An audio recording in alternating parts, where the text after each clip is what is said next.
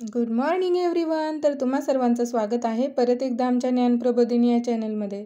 तर आज आपण राज्यभरात जो आशांचा संप किंवा आंदोलन चालू आहे त्याबद्दलची सर्वात मोठी अपडेट आज पाहणार आहोत. त्यामुळे तुम्ही हा व्हिडिओमधून स्किप करू नका आणि व्हिडिओ आवडल्यास व्हिडिओला लाईक करा व तुमच्या काही कमेंट असतील त्या मात्र कमेंट बॉक्समध्ये पाठवायला विसरू नका. चला तर मग आता आपण वळूयात आपल्या मूळ मुद्द्याकडे.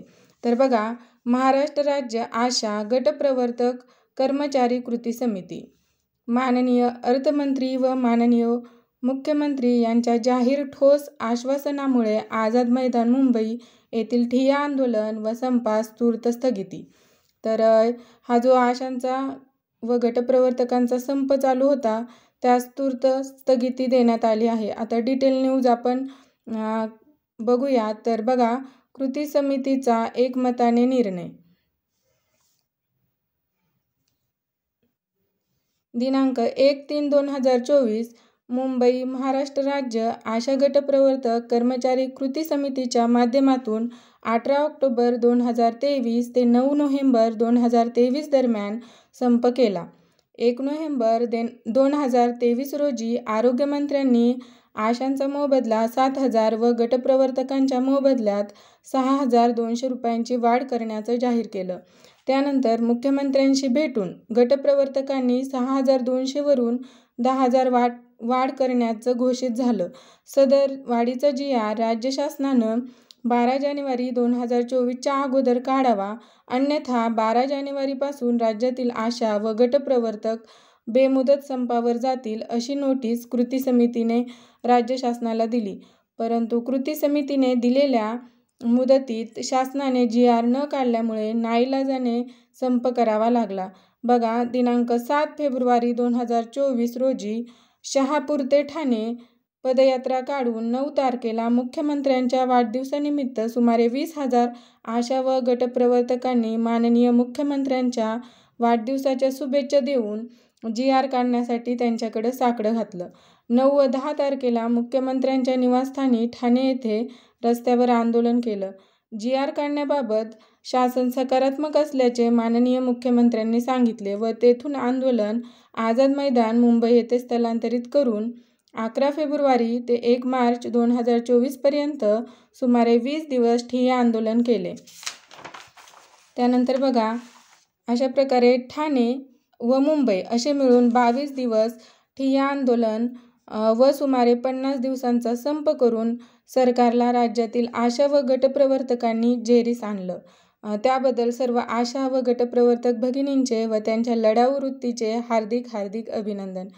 बघा, हा जो तुमचा 50 दिवसांचा संप आहे या आशांचा, त्यात त्यांनी जे सरकारला जेरीस आणलेलं आहे त्याबद्दल या आशांच्या लढाऊ वृत्तीचं आपण अभिनंदन करत आहोत. भगिनींनो, या आपल्या तीव्र व सलग चिकाटीच्या लढ्यामुळे सरकारवर निश्चितच दबाव निर्माण झाला. त्यामुळे अंतरिम अर्थसंकल्पीय अधिवेशनाच्या शेवटच्या दिवशी विधानसभेत माननीय अर्थमंत्री व माननीय मुख्यमंत्री यांनी आशा व गटप्रवर्तकांना मानधन वाढ करण्याचे जाहीर व ठोस आश्वासन दिलेलं आहे. म्हणजे हे जे काही अधिवेशन चालू होतं त्यामध्ये आशांच्या जी काही GR काढायची मागणी आहे त्याला लवकरच तो GR लवकरच काढण्याचं जाहीर आणि ठोस आश्वासन या मुख्यमंत्र्यांनी व अर्थमंत्र्यांनी दिल्यामुळे बघा काय झालंय. 3 मार्च रोजी पल्स पोलिओ लसीकरण मोहीम राज्यात राबवली जात असल्याने प्रचंड दडपशाही आशा व गटप्रवर्तकांवर होत आहे. त्याचाच परिणाम म्हणून छत्रपती संभाजीनगर महानगरपालिकेनं 368 आशांना कार्यमुक्त केलं आहे. तसेच अंबरनाथ तालुक्यातील खुंटवली नागरी प्राथमिक आरोग्य केंद्रातील सर्व आशांना तेथील वैद्यकीय अधिकाऱ्यांनी कार्यमुक्त केल्याचे आदेश 1 तारखेला काढलेले आहेत. या धर्तीवर राज्यातील सर्वच आशा व गटप्रवर्तकांना कार्यमुक्त करण्याचे आदेश राज्यभरात निघत असल्यामुळे बहुतांश आशा व गटप्रवर्तकांचा कल कामावर रुजू होण्याचा कृती समितीच्या लक्षात आला.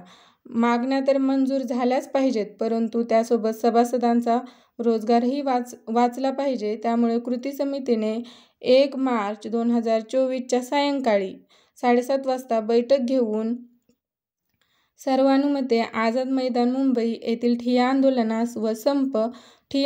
व संप तूर्त स्थगित करण्याचा निर्णय घेतला आहे.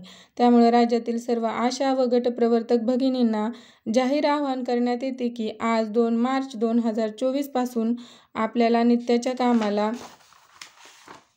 सुरुवात करायची आहे व पल्स पोलिओ लसीकरण मोहिमेत देखील सहभाग घ्यायचा आहे.